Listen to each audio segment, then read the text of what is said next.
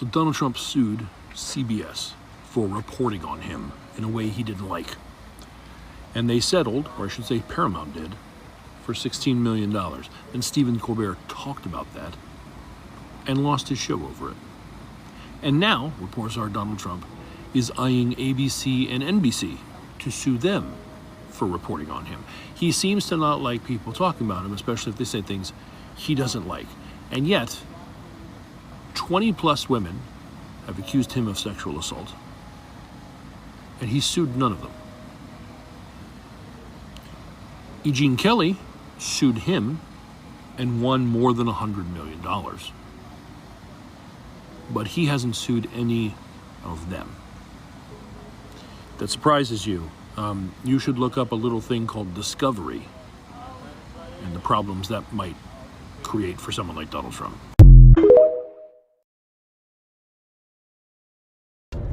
What I'm about to tell you is absolutely insane. During the Obama administration was hiding Osama bin Laden, and they were using Iran to do it, right?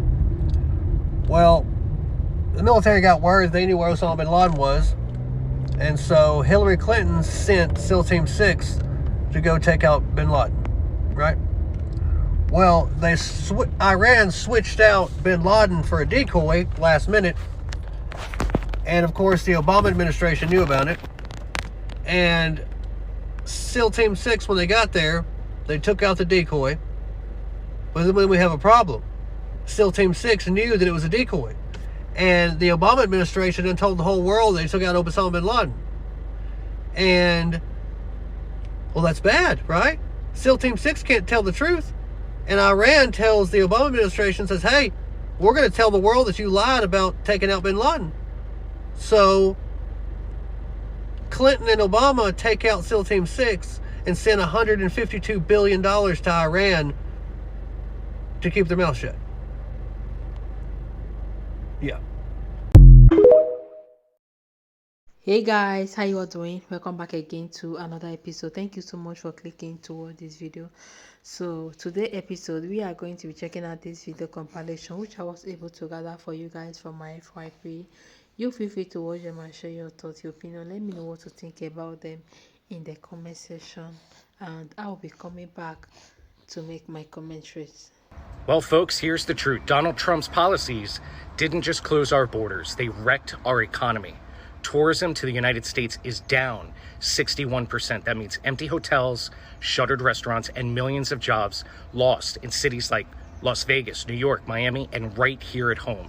Why? Because Trump made America unwelcoming. His trade wars, his anti-immigration rhetoric, his fear-based policies drove tourists and businesses away. While Europe and Asia recovered, we fell behind. I'm running for Congress to change that, to open our doors, rebuild our reputation, and bring jobs back to the communities that depend on tourism. We're going to replace fear with opportunity and isolation with leadership. America should be a place the world wants to visit, not avoid. And under Democratic leadership, it will be again. Let's bring the world and their dollars back to America. Let's get to work. My name is Doug Kuhn, and I'm a Democrat congressional candidate in California's 3rd District. Please share this video, follow me, and donate to my congressional campaign. Link is down below and also my profile. Thank you so much for your support. Trump Mobile just quietly removed Made in the USA from its T1 phone site after backlash over false claims.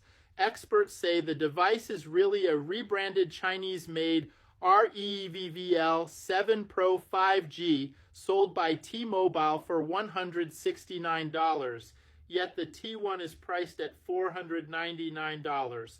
The original 6.78-inch AMOLED screen and 12 gigabytes RAM gone.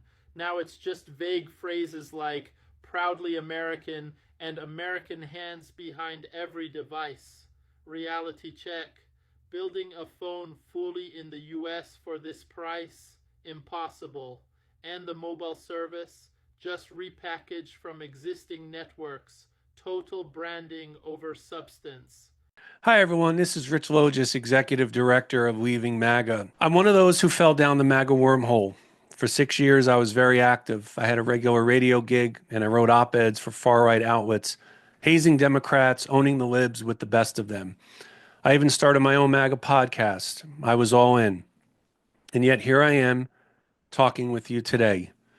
Before I go any further, I would like to apologize for the harm I have caused our country.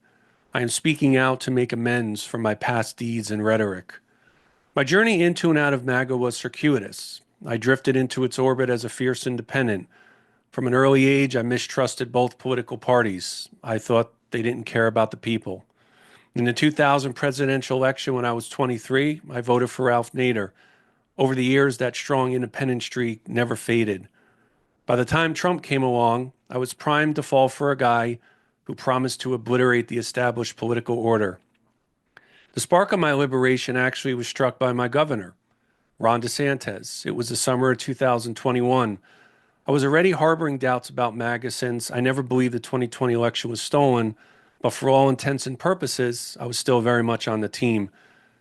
COVID was ravaging the nation. By this point, the summer of 2021, roughly 650,000 Americans had died from the disease. I began to see news stories about a surge in COVID deaths in Florida from the Delta variant. Children's hospitals were getting overcrowded, and some kids were dying. I was getting freaked out. My older girl was 5, and my youngest was just 2. I couldn't get the images out of my mind, the desperate parents in intensive care units, in morgues. For months, Governor DeSantis had treated the pandemic properly, that is, as a grave threat to public health. Then one day, out of the blue, he did a 180. He platformed anti-vax cranks and crackpot COVID conspiracists. The vaccine will change your RNA. It has a better chance of killing or harming you than COVID. That sort of drivel. The next day, a reporter asked him about the kooks. DeSantis said he couldn't remember what the speakers had said. The day before, at his press conference, I was furious that he was taking me for an idiot, and that drove me to take a fateful step. I left the MAGA echo chamber. I picked up papers I hadn't read since before MAGA. They were part of what I had dubbed on my podcast and in my articles, the Democrat media industrial complex, the New York Times, the Washington Post, the Atlantic. So I was once again consuming actual journalism. Then I learned that some of DeSantis' staffers were spreading conspiracy theories about a biomedical security state run by who else? The Jews. The whole sickening experience drove me to take another fateful step. I went back and learned everything that had happened in the run-up to and on the day of January 6th.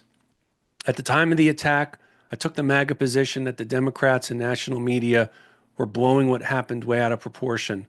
I stopped paying attention to coverage of it. I had also told myself that the extremists, the Proud Boys, the Oath Keepers, the Three Percenters, were just hangers-on, political dilettantes who were there for the excitement rather than the politics. But I soon came to learn that these groups were far from irrelevant. In fact, they were Trump's allies, which meant they were my allies. I was complicit. I felt rage, confusion, shock, and most acutely shame. I was inextricably linked to the domestic terrorists I had once yawned at. And yet, it took me another year to truly walk away from MAGA. I call it my year of heaven and hell.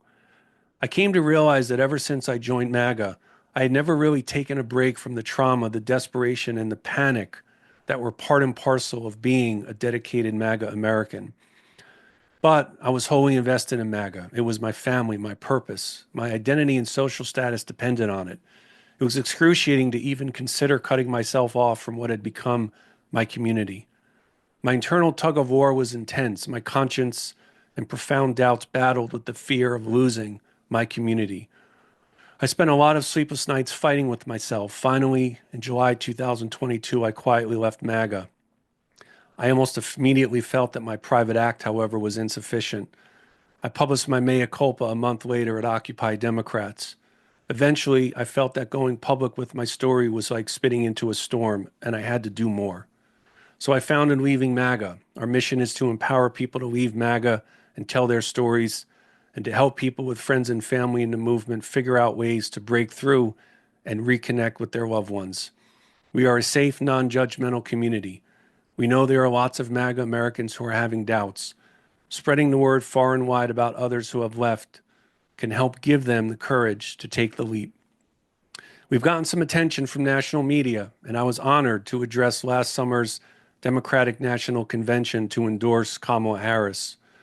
We all know that a lot of young men have fallen under Trump's thrall. If anyone's going to get through to them, it's going to be their peers. Let's figure out ways we can collaborate. Leaving MAGA's fight is your fight.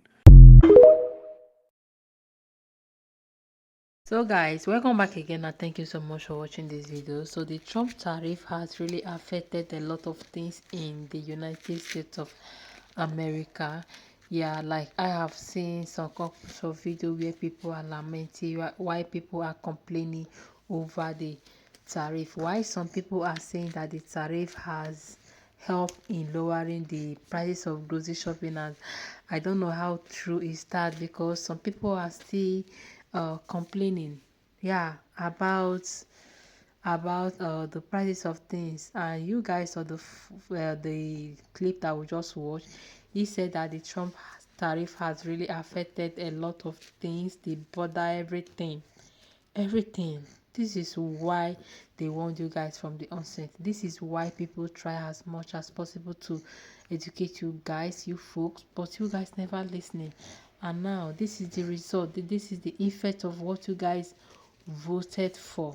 Oh my goodness, like a lot of you guys were thinking that life was going to be more easy in Trump administration, but not knowing that life would be more difficult.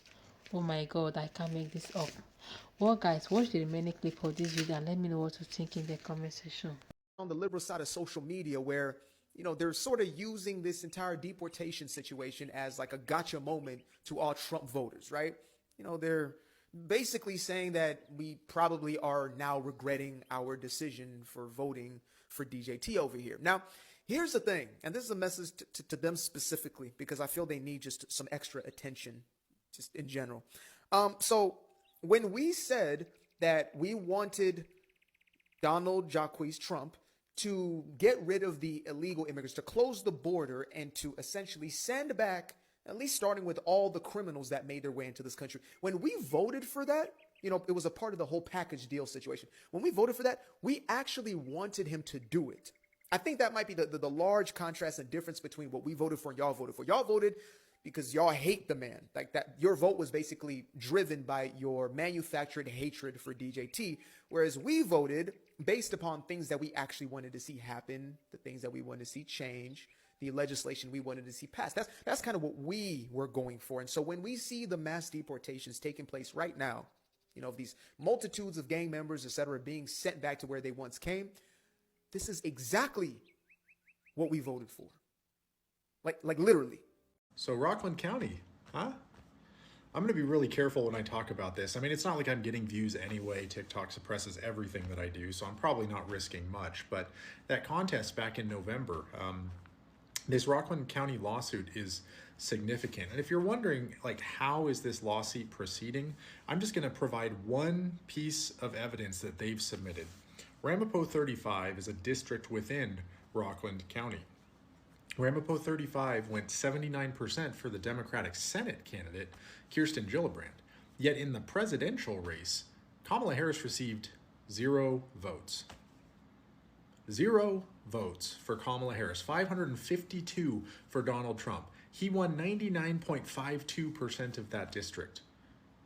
Who knows where the other 1 or 2 votes went, but it wasn't to Kamala. She received 0 votes. You're telling me that there is a district that voted almost entirely for the Democratic Senate candidate and then went 100% for Trump? This is something to watch, guys. And for those of you like me that feel like we got thrust into an alternate timeline after our eyes and ears told us exactly what was happening in the lead up to November, it's worth keeping an eye on. This is absolutely free, because so many people who voted for Trump, the liberals, like, they are already regretting their vote. They are already asking themselves, like, why did I really vote for him? This is someone that has not even spent barely 1 year. So Donald Trump has not even spent up to 1 year in the office, and the people that voted for him are already tired. They're already complaining they're already regretting their vote. They're already asking themselves some questions like, why did I vote? Like, what made me vote for him? Oh my God. Like, I used to tell you guys that if you cannot condone something, you should not even go for it. Don't go for something that you know that you cannot condone, something that you know you cannot take, or something you know that you cannot bear with, right? A lot of you guys cannot bear all of the things that Trump is doing, and this is why most of you are already regretting your votes. Some people started regretting their vote immediately Trump took the office. They started regretting, they started asking themselves, like, why did I vote? Oh my God, this is why I used to tell you guys that some of you voted with your emotions, and some of you voted just for him to get rid of the immigrants. That was just your intention. That was just your intention. Yeah, just for him to deport the immigrants. That was just the reason why you voted him. And now you already regretting your vote. Now the immigrants have been deporting, and things have not still changed. Things are still the way they used to be before. Nothing has changed. And now you are now regretting, saying that, oh, I wish I know. I wouldn't have voted for him because of the immigrants. I wouldn't have done this. I wouldn't have done this. But it's already too late to cry. It's already too late to go back. Already too late to regret. No matter how you regret it, no matter how you cry, no matter how you complain, no matter how, already too late, because at this point, nothing can be done. Nothing can be done. Nothing can be done. Look at the tariff. Look at the Medicaid. Look at the food stamps. So many things has been stripped off since he took over the office. And some of you Magas are happy.